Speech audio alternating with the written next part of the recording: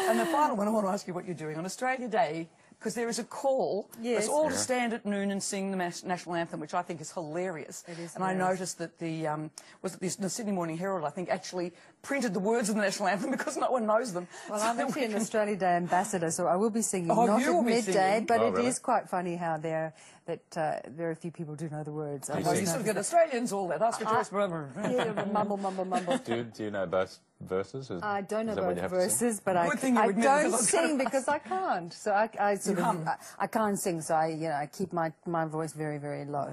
But we should celebrate, and it is a wonderful day, and there's so many fantastic activities that are organised on behalf of the community. Because it's always a tortured day. Again, having just been in Tasmania and thinking about the Aboriginal story in Tasmania. So for some Australians, it's not the same. Now there's a lot of awareness that it's not a celebration for everybody. Australia Day doesn't rate very highly for me.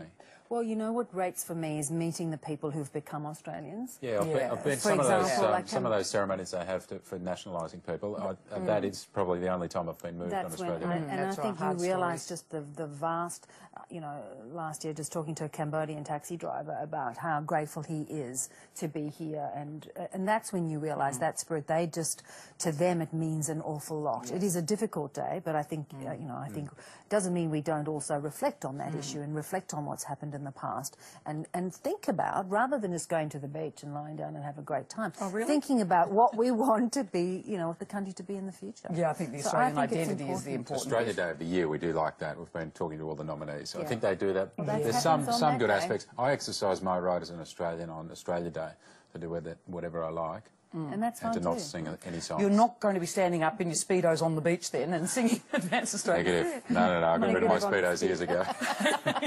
Any sensible man would. All right. Be careful. Let's get a